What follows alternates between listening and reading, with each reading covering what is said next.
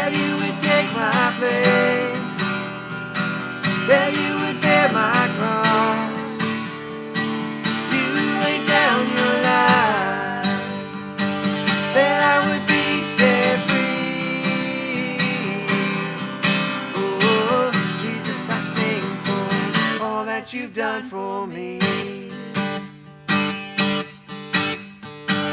Who brings our chaos back into order? Who brings the orphan a son and daughter? The King of glory, the King of glory, who rules the nations with truth and justice, shines like the sun in all of its brilliance. The King of glory, the King above all kings. This is amazing grace. This is unfailing love, that you would take my place, that you would bear my cross. You laid down your life, that I would be set free. Oh, Jesus, I sing for all that you've done for me.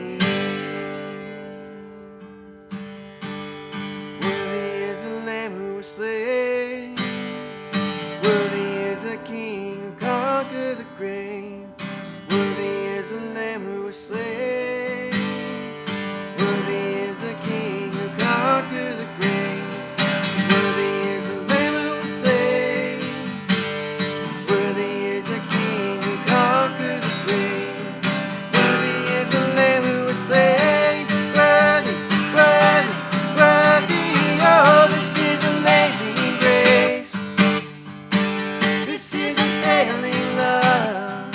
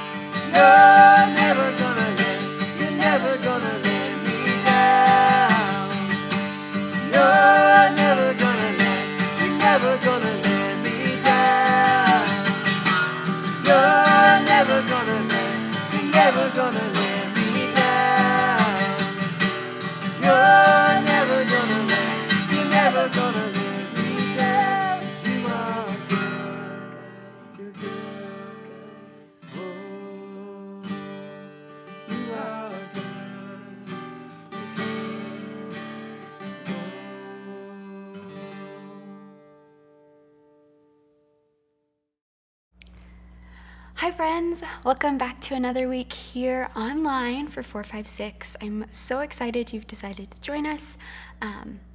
We wrapped up David last week, which was big sad for me, but that's okay. All good things must come to an end, right?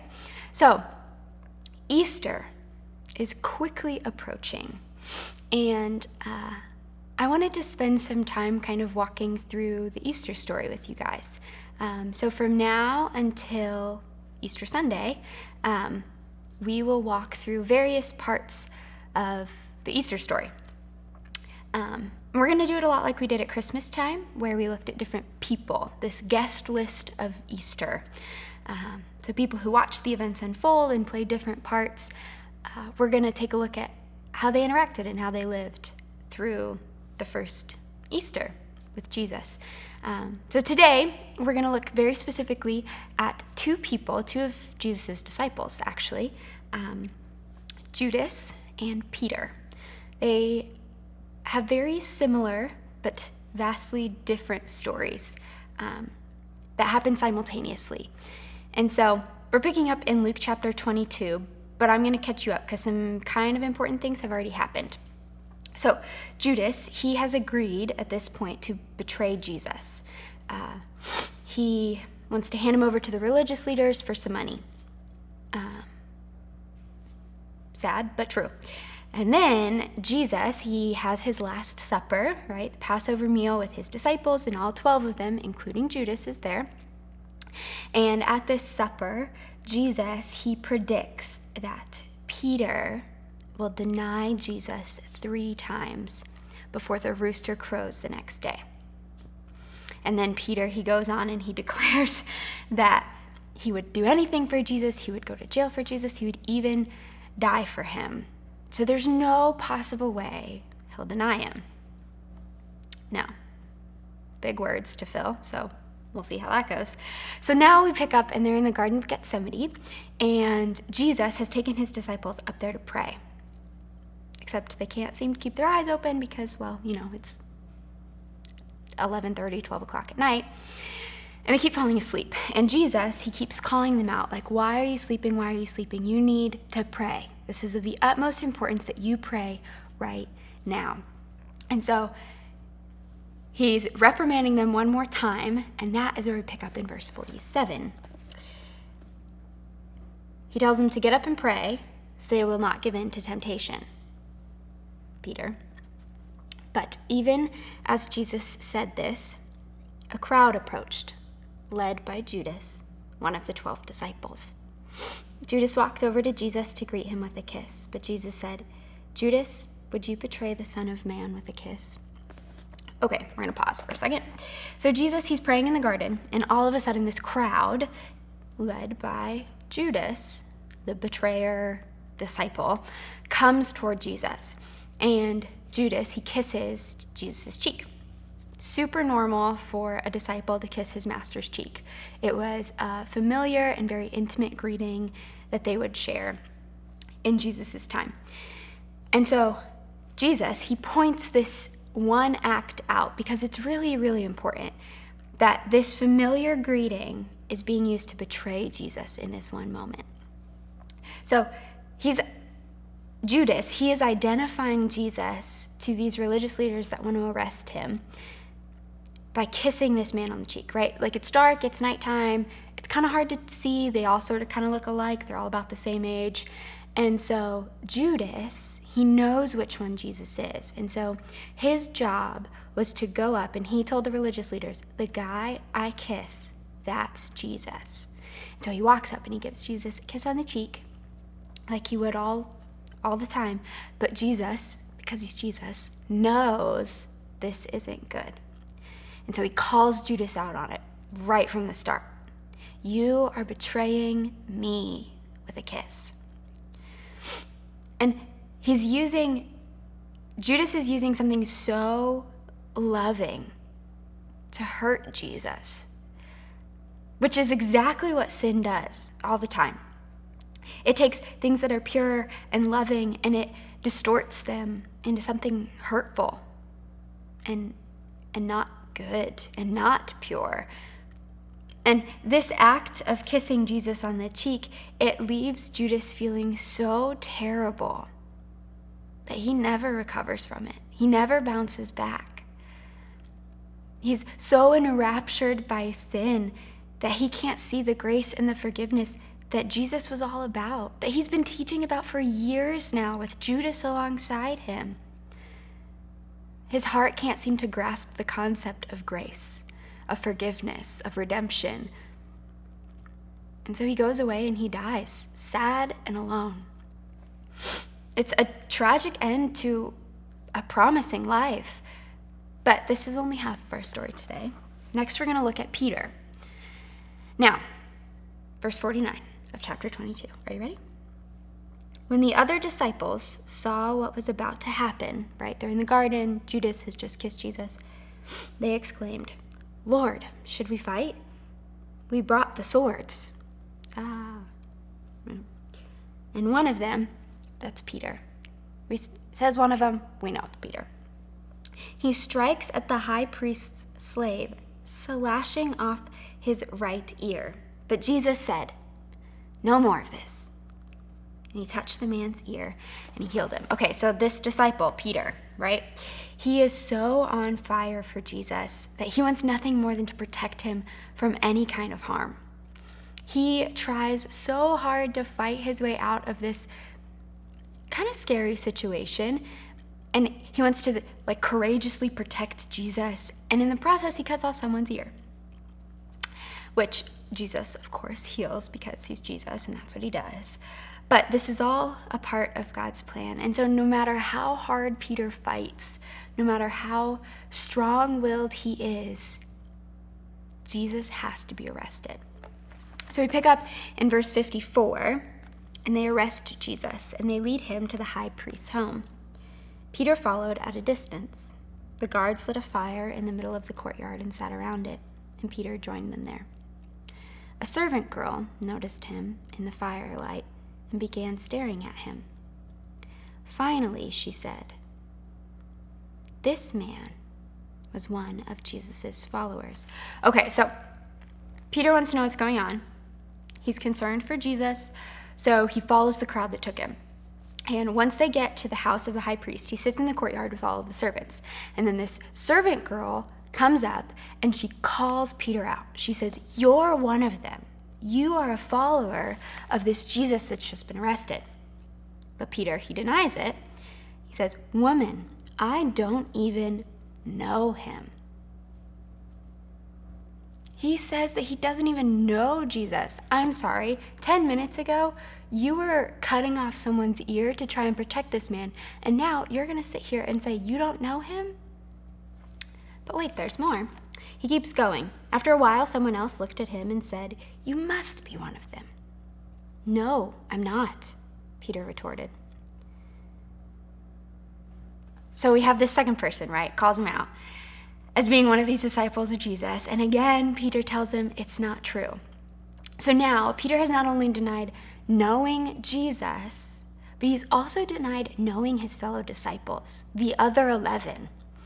He has distanced himself so far that he has turned his back not only on Jesus, but on men he has done life with for the past 3 years. People that are like brothers to him. But then, an hour later, it happens again. Someone else insists, "This must be one of them, because he's a Galilean too." They could tell by the accent. But Peter said, "Man, I don't know what you're talking about." And immediately, while he was still speaking, the rooster crowed. At that moment, the Lord turned and looked at Peter. Suddenly, Jesus' words flashed through his mind. "Before the rooster crows tomorrow morning, you will deny 3 times that you even know me." And Peter left the courtyard, weeping bitterly. Okay, so this third denial, the crow of the rooster, and the realization of what has just happened. Peter showed such courage so many times along the way to the courtyard, in the garden. But when his safety was threatened, when he felt alone and abandoned, he quickly backed away. He was so confident back at the Last Supper in his ability to stand firm in his relationship with Jesus. And even in the garden, right? He felt so secure and so sure of his decision to follow him to the end. But when faced with a hard choice, a circumstance he had no control over in life, Peter crumbled under the pressure. And when he realized that everything Jesus had said came true, he was hurt. Everything he was so sure of couldn't possibly happen. And he just went away and he wept bitterly. When we don't totally rely on God, even the most dedicated of us, right? The most dedicated, hard, fast, sought-after Christians, we fall away. We can. It's possible. Peter did it. Judas was so caught up in the money he would get from turning in Jesus, right? He was so self-centered. But when he got what he had been promised, if you read later in the Gospels, you found out it wasn't all it was cracked up to be. Like, the money really wasn't worth it to him anymore. And when Peter realized that he can't do life on his own, you know, when he lost this big battle with temptation, he walked away crying. But here's the really cool thing about Peter's story. It's not one of total and utter betrayal like Judas's. Now, don't get me wrong, Peter betrayed Jesus. He said, "No, I don't know him. I'm not associated with him," time after time after time. But Peter's story has a very different ending than Judas's, because it ends with redemption. Because Peter, he goes on in the Gospels and in the book of Acts to do amazing things for God and for his kingdom. Because Peter, he recognized what he had done. He realized that he had messed up in the courtyard that night, and he went back to Jesus after the resurrection, and he said he was sorry. He owned up to the mistake. And Peter received forgiveness. He was restored back to being a disciple, and eventually he went on to spread the good news all over the world. But he had to go back to God and own up to this mistake and accept the forgiveness that Jesus had to offer. And I know it sounds like I'm beating a dead horse, because how many times have we talked about this with David, that when we mess up, when we sin, when we don't do the right thing, it's our responsibility to go back to God and say we're sorry. But guys, if it's talked about this much in the Bible, it must be important. Because we all mess up, we all make mistakes, we all don't do the right thing, we all sin. I get it. But the important thing, the defining factor between Saul and David, between Judas and Peter, is the intent of your heart. Will you go back to God and say, "I'm so sorry that I did this"? Will you turn back to him and say, "I need your help to not do this again"? Because when you do, he offers you forgiveness and redemption and restoration every single time. So be like David, be like Peter. Own up to your mistake, say you're sorry, and accept the forgiveness that God has to offer. With that, let's pray. God, thank you so much for today, for this chance that we can come and we can start taking a look through the end of your life and gleaning from the people that were around you in your last days. I pray that we'll be able to seek forgiveness and accept forgiveness and move on and do better today than we did yesterday. I pray that you will give us all safety as we go throughout our weeks and our lives, and that you will bring us all back here safely next week for another look at the Easter story. Pray this all in your name. Amen. All right. May the Lord bless you, keep you, cause his face to shine upon you, and give you peace. I will see you right here next week. Bye, friends.